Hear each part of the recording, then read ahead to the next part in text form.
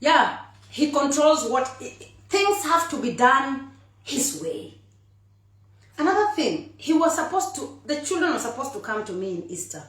He wasn't supposed to accompany them so that I can have enough time with the kids. But because he came with them and wanted to see Vesha, I allowed it. And that's why I keep on telling you, the road of co-parenting is constantly under renovation. When you see us post photos, show videos, don't think that is what it is on the ground. Like, are we together? Sijui kama tumeelewana. The man who gave birth with you and was in your life, tabia zake hazijabadilika. Whatever made you break up will still linger around every time you meet. I left him because of his outbursts. I couldn't stay there. I was going to die. I was going to die. If I continue staying in that relationship, you wouldn't have gotten the Esther you have now. The outbursts were just, I could not understand. It's actually a mental disorder. By the way, I'm doing quite a lot of research on this. So if your man or your woman is having a lot of outbursts for nothing, watch the pattern. Watch the pattern. All right? If it is continuous, it's gonna affect your mental health. There are times I wouldn't want to go back home. I would stay in the clubs, meaning the kabobs back at 10 a.m. in the morning.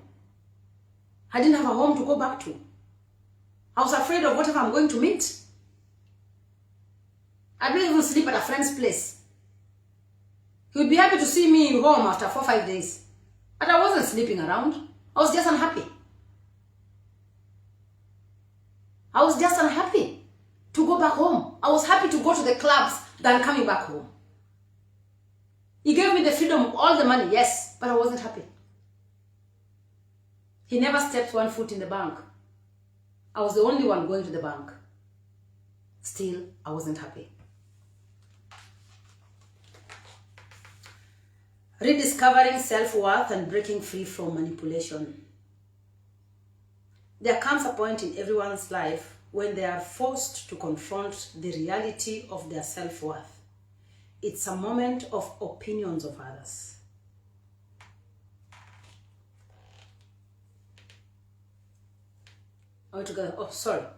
It's a moment of reckoning where you realize that your value doesn't depend on the opinions of others. The whispers behind your back or the manipulation that comes from people trying to control you. It's when you finally understand that your life, your story, and your pace are yours and yours alone to protect.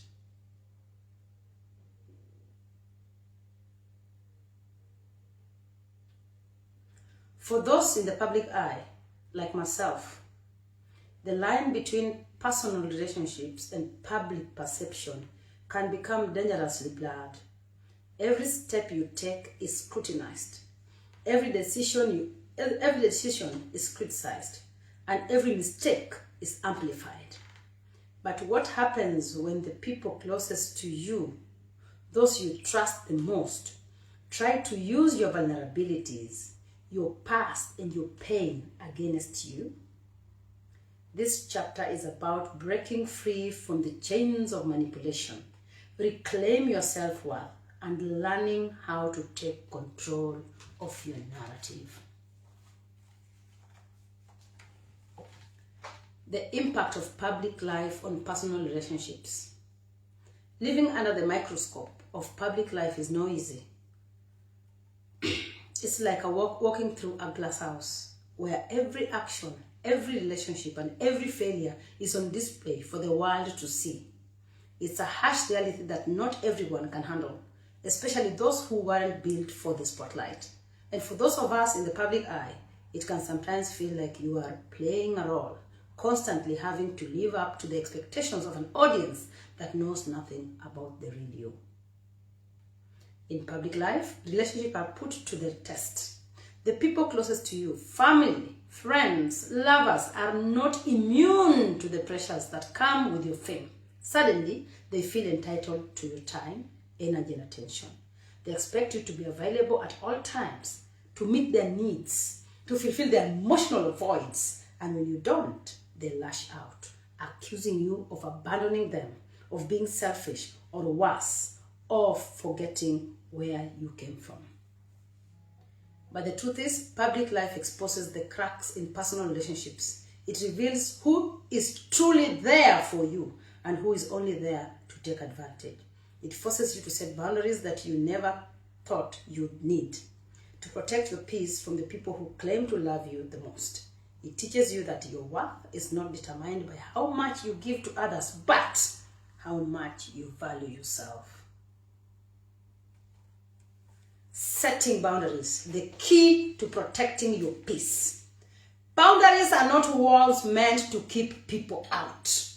They are lines drawn to protect your mental, emotional, and physical well-being. Without boundaries, you open yourself up to manipulation.